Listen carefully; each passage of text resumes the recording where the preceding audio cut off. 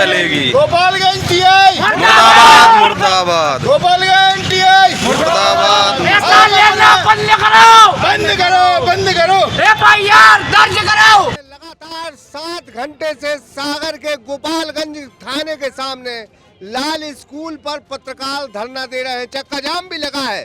बात सिर्फ इतनी है कि अधिकारियों की तानाशाही बदस्तूर जारी है। ये कौन माई का लाल है जो चैम्बर में गाली देता है पत्रकार को, और कौन ये माई का लाल थानेदार है जो उसकी रिपोर्ट लिखता है। बात सिर्फ इतनी है, सभी का खून शामिल है इस मिट्टी में। ये हिंदुस्तान किसी के बाप का थोड़ी है। बात सिर्फ इतनी है कि चैम्बर भी सरकारी कर्मचारियों के घर का नहीं है, न उनकी बपोती है। ये पब्लिक प्रॉपर्टी है और पत्रकार का ये दायित्व है कि उस चैम्बर में वो जा सकता है। हम फिर कहेंगे कि खनिज अधिकारी ने एक पत्रकार की तौहीन की, गाली दी, तो पहली रिपोर्ट कलेक्टर और एसपी को किसकी करना चाहिए? आप यहाँ के कलेक्टर एसपी है तो सागर आपका हो गया। खबरदार, 7 घंटे से पत्रकार सड़कों पर है। सब कुछ करना जानते हैं। शहर हमारा है, न कलेक्टर का शहर है न एसपी का शहर है।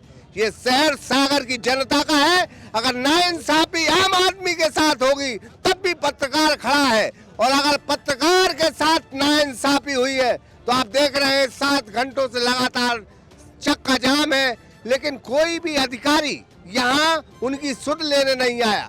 हमारे साथ वरिष्ठ पत्रकार प्रदीप दुबे जी हैं। भाई साहब, बहुत बहुत स्वागत है। इस तरह की तानाशाही, ये रंगदारी का जो बर्ताव प्रशासन का है, क्या मानते हैं आप? ब्रह्मदत्त जी, जैसा 12 बजे से लेकर अब तक हम लोग देख रहे हैं, न केवल पुलिस प्रशासन की अकर्मण्यता सामने आई है, बल्कि जिला प्रशासन ने भी, यहाँ तक कि जो जनप्रतिनिधि हैं उनकी भी बात जो है प्रशासन सुनने को तैयार नहीं है। पत्रकार ने सिर्फ इतनी सी मांग रखी है कि मामला हमने आपको दिया है, वीडियो हमने आपको दिए हैं, साक्ष्य आपको दिए हैं, हमारे ही मामले में आप जांच करेंगे। उनके पास कोई साक्ष्य नहीं है, कोई सबूत नहीं है, और उनकी आपने एफआईआर सिर्फ 1 मिनट में कर ली। हमारे साक्ष्य लेने के बाद भी आप जांच की जो है दावा कर रहे, वादा कर रहे हैं कि जांच करने के बाद आपसे जो कार्रवाई करेंगे। कुल मिला के पूरा पुलिस प्रशासन और पूरा जिला प्रशासन कहीं ना कहीं डरा हुआ है, सहमा हुआ है। मोहन यादव सरकार में जिस तरीके से पत्रकारों के खिलाफ जो जांचियां हो रही हैं, लगातार आप देखें किसी भी थाने में पत्रकारों के खिलाफ मामला कायम करने में पुलिस 1 मिनट का समय नहीं लगाती है। बाकी लोगों के मामले में क्या होता होगा ये अंदाजा लगाया जा सकता है। शहर में चारों तरफ जिस तरीके से अपराध हो रहे हैं, अभी बीते दिनों गणेश घाट पर भी एक अपराध हुआ, हत्या की वारदात हुई। लगातार अवैध शराब का मामला सामने है, सट्टा जुआ का मामला सामने है। पुलिस इन पर कार्रवाई करने में कोताही बरतती है, लेकिन पत्रकार का अगर मामला आ जाए तो प्रशासन पूरी ताकत लगा देता है पत्रकार के खिलाफ कार्रवाई करने में, तत्काल एफआईआर करने में, तत्काल उनके चालान बनाने में। अभी भी कम से कम आधा दर्जन से ज़्यादा पत्रकार ऐसे हैं जिनके चालान बने रखे हुए हैं। कई सारे पत्रकारों के नाम, कई सारे पत्रकार वो यहाँ मौजूद भी हैं जिनके खिलाफ चालान बने हुए हैं। ये पुलिस अकेले पत्रकारों के खिलाफ कार्रवाई करने के लिए है क्या? जिला प्रशासन क्या इस मामले में कभी कोई हस्तक्षेप नहीं करेगा? कोई सरकार का कोई नुमाइंदा इस मामले में नहीं बोलेगा कि पत्रकारों के खिलाफ चौथा स्तंभ कहे जाने वाले हम पत्रकारों के लिए जिस तरीके से प्रताड़ित किया जा रहा है, जिस तरीके से हम लोगों के खिलाफ मुहिम चलाई जा रही है, वो निंदनीय है और हम लोग उसकी भर्त्सना भी करते हैं। 7 घंटे से यहाँ बैठे हैं और 7 दिन तक बैठने का हम लोग दावा करते हैं। 7 दिन तक यहीं बैठकर जो है अपनी बात रखेंगे। जब तक एफआईआर नहीं होगी हम लोग यहाँ से नहीं हिलेंगे।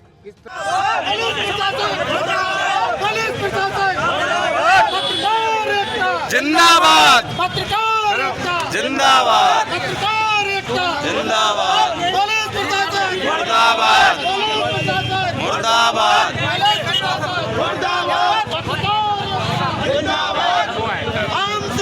देखते हैं ये 7 घंटे से लगातार चक्का जाम है धरने पर पत्रकार।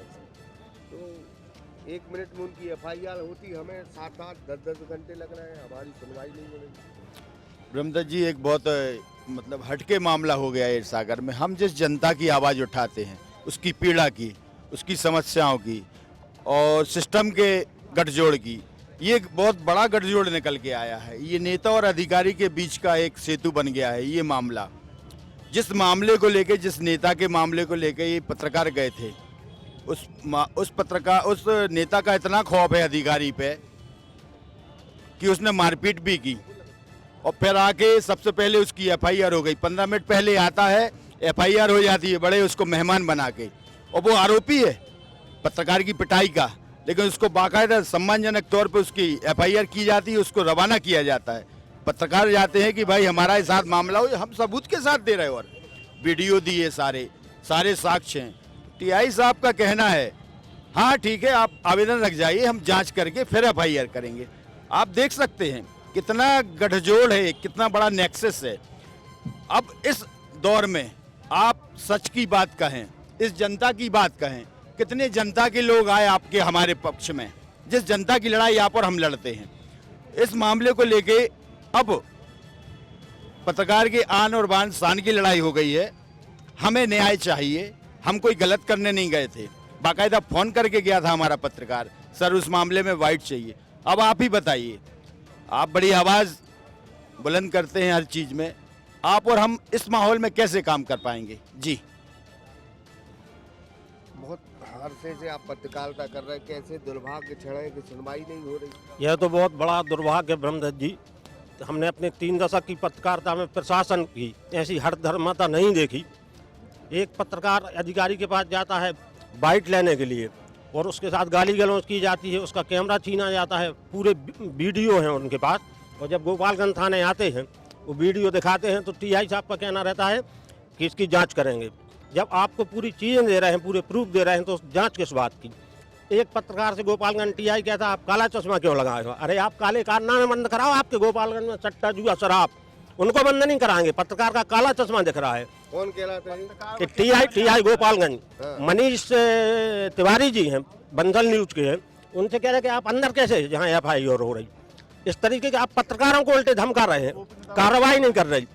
ऐसी हर धर्मता मैंने आज तक नहीं देखी कि 7 घंटे तक पत्रकार यहाँ बैठे हैं और उनकी एफआईआर नहीं हो रही। तो आम जन, गरीब जनता की जो ये दुहाई देते हैं गरीबों की, ये क्या करेंगे? उनको तो थाने से लात मार के बाहर भगा देंगे। ये हम बार बार एक बात कहते हैं कि जो कलेक्टर का चैम्बर है वो कलेक्टर का नहीं है, संदीप जीआर का नहीं है, वो जनता का है। जनता उसमें प्रवेश कर सकती है। हम फिर कहते हैं एसपी का चैम्बर जनता का है, किसी ने अपनी जेब से ये चैम्बर नहीं बनवाया है, जनता के पैसे का है। वो खनिज अधिकारी जिस चैम्बर में था, पत्रकार जा सकता है और उनसे वाइट ले सकता है, ये उसका अधिकार है। उस अधिकार को आप वंचित नहीं कर सकते। बात सिर्फ इतनी है कि 7 घंटे से लगातार पत्रकार धरने पर हैं, चक्का जाम पर हैं, और कोई भी नेता, हम तो नेताओं को बड़ा सलाम करेंगे कि कल मुलाकात होगी आपसे, आपसे तारीफ भी होगी।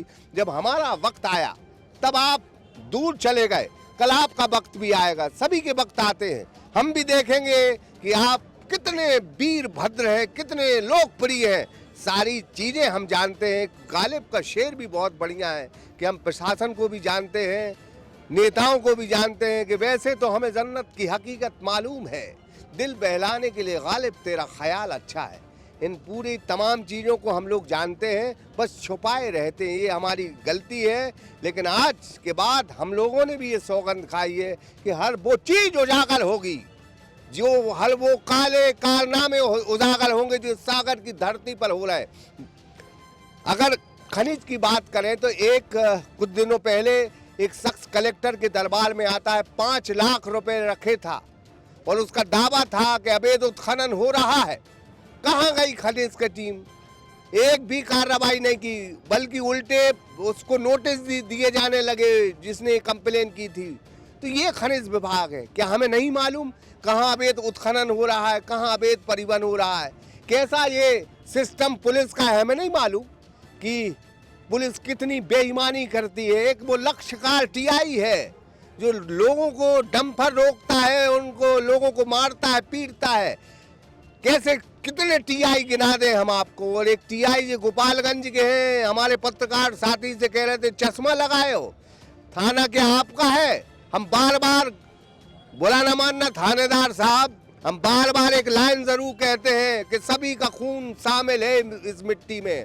ये हिंदुस्तान किसी के बाप का थोड़ी है, सब कुछ जनता का है, ये हम भी जानते हो, सरकार भी जानती है और ये बात प्रशासन भी जानता है। बात सिर्फ इतनी है कि प्रशासन अगर हमें कमज़ोर समझता है तो हम उसको भी कमज़ोर बनाने की दम रखते हैं, क्योंकि हमें मालूम है कि कारगुजारियाँ क्या है, कितने गोरख धंधे सागर में चल रहे हैं। बस बात सिर्फ इतनी है कि थोड़ी संकोच की लकीर है, आज वो भी टूटेगी। कुछ और पत्रकारों से भी बात करेंगे। कितने घंटे से खड़े हैं आप लोग? जी करीब बता दें कि 6.5-7 घंटे होने को हो। लगातार हम लोग मेहनत कर रहे हैं और अधिकारियों से संपर्क करने की कोशिश कर रहे हैं। अधिकारी एक भी सुनने के लिए तैयार नहीं है। स्थानीय तौर पे अगर बात की जाए किसी अधिकारी की या किसी की भी, तो कोई भी अधिकारी, कोई जवाबदार अधिकारी आके यहाँ अपनी जवाबदारी तय करके इस अधिकारी पे किसी पे कार्रवाई करे, खनिज अधिकारी पे कार्रवाई करे, ना कोई अधिकारी सुनने के लिए तैयार है, ना कलेक्टर, ना एसपी और ना टीआई। टीआई 3 घंटे पहले चले गए, अभी तक ना थाने में है ना किसी को पहुँचाया है, चैम्बर से बाहर ही नहीं निकल रहे। और चुटकी मार के अंदर हम लोग शिकायत करने गए, चुटकी मार के बाहर निकाल दिया। ये कैसी नीति है भाई? वरिष्ठ पत्रकार को तुम चश्मा लगाए, वो ब्लैक कलर का चश्मा लगाए, तुम कह रहे चश्मा क्यों लगाए हो? ये कैसी नीति है? अब वो बंसल न्यूज़ के हमारे वरिष्ठ पत्रकार हैं, उनको पकड़ धक्का मार के बाहर निकाल दिया चैम्बर से। आखिर ये कैसी नीति है? इस पर कौन कार्रवाई करेगा? क्या ऐसे ही थाना प्रभारी रहेंगे? अगर ऐसे थाना प्रभारी है तो जनता क्या करेगी? जब मीडिया को ही अपनी लड़ाई लड़ना पड़ रही है तो जनता क्या करती होगी? क्या कहेंगे जिस तरह से देख अब रहे हैं? अगर इस खबर को मोहन यादव जी देख रहे हैं तो हम उनसे यही कहेंगे कि ऐसे अधिकारियों को यहाँ जनता के बीच में बैठाने की जरूरत नहीं है, उनके लिए मंत्रालय में फाइलें उठवाएं। क्योंकि अगर वो पत्रकारों से ऐसा व्यवहार कर रहे हैं तो मोहन यादव जी ये अंदाजा लगा ले कि वो आपकी जनता से कैसा व्यवहार कर रहे होंगे। पत्रकारों से आप वीडियो देखिए, वो ढंग से बात करने को तैयार नहीं है। वो एसी वाले चैम्बरों में बैठे हैं, क्या उनके बाप का है? जनता का, पब्लिक के पैसों का है। हम मोहन यादव जी से निवेदन करेंगे और पुलिस विभाग के अगर बड़े अधिकारी मकवाना जी इस खबर को देख रहे हो तो उनसे निवेदन करेंगे ऐसे टीआई साहबों को वो कहीं अपने बंगले पे लगाएं, गेट खोलने का काम कराएं, वो ऐसे ग्राउंड पे ना इनको बैठा लें। हाँ। जी आप ये बताइए, हमारे पत्रकार ने क्या गलती करी? पत्रकार क्या कोई खबर नहीं दिखाएगा? यदि कोई खबर दिखाएगा तो वरिष्ठ अधिकारी की बाइट तो उसमें लगेगी। पत्रकार बाइट लेने गया था और वो अधिकारी मोबाइल छीन के कह रहा है इसको गाली के साथ इसको बाहर फेंको। हमारे वरिष्ठ पत्रकार मुकुल शुक्ला को बाहर फेंकने की सी बात करी। जब हम लोग यहाँ पे आते हैं गोपालगंज थाने में तो हमारी एफआईआर नहीं लिखी जाती। वो उसके हमें से 10 मिनट पहले, हम लोगों को 10 मिनट पहले खनिज अधिकारी आता है, उसको सम्मानजनक एफआईआर करके उसको विदा कर दिया जाता है। उस टाइम हमारे बंसल न्यूज़ के पत्रकार मनीष तिवारी जी वहाँ आते हैं गेट के साथ, तो कहते भाई आपको निकलो यहाँ से। पत्रकारों को उनके टीआई अपने चैम्बर में नहीं प्रवेश होने दे रहा है। जब 10 लोग इकट्ठे पहुँचे, हम लोग को बैठा रहा, बोले आवेदन दे दो आपकी एफआईआर हो जाएगी। हमारे पत्रकार एक चश्मा लगाए तो उससे बोले आप काला चश्मा क्यों लगाए? तो हम लोग का कोई अधिकार नहीं चश्मा लगा के आपके चैम्बर में नहीं जा सकते क्या? आपके थाने में काले चिट्ठे कितने हैं हम लोग सब जान रहे हैं, लेकिन हमें चश्मा लगाना आप बेर समझ रहे हैं। ऐसे टीआई को और ऐसे अधिकारी, खनिज अधिकारी को इस जिले से बर्खास्त करना चाहिए। हम लोग जब तक धरने से नहीं हटेंगे, जब तक कलेक्टर आके उनको बर्खास्त करने की कार्रवाई को सहमति नहीं जताएंगे। एक सवाल और है भाई, बड़े ही विद्वान साथी मना, चूंकि पूरा पुलिस प्रशासन का बेस है एफआईआर पर है, फर्स्ट इंफॉर्मेशन ऑफ रिपोर्ट, पहली सूचना कहीं से भी मिलेगी आपको उसी पे काम करना है, उसी पे पूरा थाना, पुलिस, सारी कचहरी बनी हुई है। पर आप कहते हैं आवेदन, तो ये आवेदन का दौर आया कहाँ से? आवेदन या जांच की बात तो बाद में होती है ना, पहले तो एफआईआर की बात होती है। सामने वाला कोई अधिकारी आया, उसकी आपने एफआईआर लिख ली, पत्रकार साथी पहुंचता है तो आप जांच की बात करते हैं, आवेदन की बात करते हैं। आवेदन का बेस कानून में कहाँ है, मुझे पूरा पुलिस प्रशासन बताए। अगर ये आवेदन का दौर इस तरह से रहेगा तो जनता की कभी कोई आवाज नहीं बन पाएंगे। इसी के साथ भाई साहब, हाँ, ये मुकुल शुक्ला है जिनके साथ ये बदतमीजी की है अधिकारी ने, खनिज अधिकारी ने, और जिस अंदाज में उनको गाली दी है। हम बात करें क्या पूरा घटनाक्रम था उस दिन कल का। बड़े भाई आपको बता दें, कल एक खबर के लिए हम उनको खनिज अधिकारी अनिकेत पांडे जो भी हैं उनको हमने फ़ोन लगवाया था कि सर आप कहाँ के, हम ऑफिस में बैठे हैं कि क्या काम है, कि हमने कि खबर की बाइट लेना है। तो कह रहे आ जाओ वापस। तो हम हमारे छोटा भाई दोनों दिन खबर बनाने गए और साथ उनके चैम्बर में कोई 2-3 लोग बैठे थे। हमने चलो 5-10 मिनट वेट किया, जब जैसे वो निकले बाहर तो हम लोग पहुँचे। हमने कहा सर हमने आपको फ़ोन लगाया था कि हाँ ठीक है, वीडियो कौन से उनको बताया। तो हमने वीडियो बताया भड़े के, हमने जिले भर में अवैध उत्खनन चल रहा है। तो बाद में वो बोलने लगे कि जिले भर के तो ठीक है, इनके साहब मंत्री जी के और कलेक्टर के उस पर चल रहा है, साहब है, जो करना है इनका कर लो और मेरा कुछ नहीं उखाड़ पाओगे। हमने कहा यही बात है, आप कैमरा में बोल दो। तो मैंने कैमरा जैसे ऑन किया तो क्या मालूम क्या कैमरा झपटा और मारने पीटने लगे और गंदी गाली बकने लगे। मैं सुनता रहा और फिर हमने अपने 2-4 कर्मचारी 10-12 कर्मचारी बुला लिए। फिर जैसे जैसे बात शांत हुई हम लोग घर से निकले और ऑफिस से बाहर निकले। फिर हम आ गए, फिर इतना प्रेशर डलवाया कि इधर उधर से ना जाने कितने फ़ोन लगाए।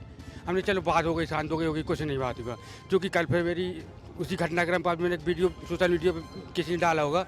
उसके बाद कलेक्टर का फ़ोन आया था के थ्रू किसी व्यक्ति का कि कलेक्टर साहब है नहीं, कल शाम आज रात को आएंगे तो सुबह अपन बात कर लेंगे। चलो ठीक है। फिर समायुक्त जी से बात हुई थी मेरी, रावा जी से, तो कहने अपन देखते हैं सवेरे अपन मिलके बात करते हैं। कलेक्टर साहब नहीं आए तो फिर हम लोग 1:30 बजे सब पत्रकार सागर के रावा जी के समायुक्त से उनके पास मिलने गए, उनको आवेदन दिया तो उन्होंने भी आश्वासन दिया कि 4 बजे तक कलेक्टर साहब आ जाएंगे तो अपन कार्रवाई कर देंगे। फिर उसके बाद हम लोग कहने लगे, आवेदन देने आए इधर गोपालगंज थाने, तो पता चला कि वो खनिज अधिकारी जो अनिकेत पांडे पहले से आके FIR कर दिया बगैर साक्ष्य की है।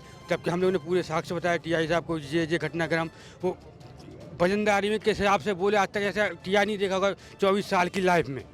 इतनी वाहियात, इतनी कुत्तेगिरी के हिसाब से बोला। अब वो किस्मत से कि सब लोग किस सब्र से 14 स्तंभ होने के कारण सब्र पकड़ गए कि आवेदन दे दो, हम जांच करेंगे, जी करेंगे। जब हम लोग की कोई सुनवाई नहीं, तो पिछले 2 बजे दिन के 2 बजे से अभी तक रात के 9 बजने वाले हैं, धरने कर बैठे हैं। अगर उचित कार्रवाई नहीं होती, अभी मैंने एक बार आज का प्रयास किया था, कल तक अगर आज कोई निष्कर्ष नहीं लिखे तो कल हम फिर कोशिश करेंगे। इसका जवाबदार शुद्ध प्रशासन रहेगा। ठीक है, क्या देखते हैं, कब से खड़े हैं आप लोग? तकरीबन 8 घंटे हो गए हैं और हम लोग खड़े हुए हैं और स्थिति ये है कि संयम है कोतवाल तो अब डर काहेगा। मतलब यह देखने में समझ में आ रहा है कि उन्हें किसी बात की कोई चिंता नहीं है। चौथा स्तंभ कहे जाने के बाद भी हम लोगों की ये दुर्दशा, तो आम आदमी का क्या होगा? हमारा भाई आत्मदाह करने जा रहा था, यदि हम लोग नहीं होते तो आज कोई दुर्घटना घटित हो जाती और उस घटना की सूचना क्या शासन तक नहीं पहुंची होगी? उसके बाद भी घंटे से 2 घंटे हो गए हैं और अभी तक कोई यहाँ उपस्थित नहीं हुआ है।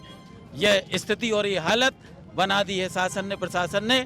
उन्हें चेतना होगा, नहीं तो अब पत्रकारों का क्रोध और उनका जो भी आशय है उन्हें समझना हो। फिलहाल हम गोपालगंज क्षेत्र में हैं और लगातार लाल स्कूल के सामने चक्का जाम है। पत्रकारों का ये कहना है कि बदतमीजी हमारे साथ उस अधिकारी ने की है, लेकिन अधिकारी की तरफ से तो रिपोर्ट लिख ली गई है, लेकिन हम जो आवेदन दे रहे हैं उसकी जांच कैसे हो सकती है? साक्ष्य भी पत्रकारों ने दिए हैं, सारी चीज़ें दी हैं, लेकिन अब चूंकि तानाशाही चल रही है और तानाशाही का आलम है, वक्त सभी के आते हैं। आज सरकार का है, आज प्रशासन का वक्त है, कल उनकी भी दिन आएंगे। आज पत्रकार पर विपत्ति की आफत है तो कल आप पर भी आएगी।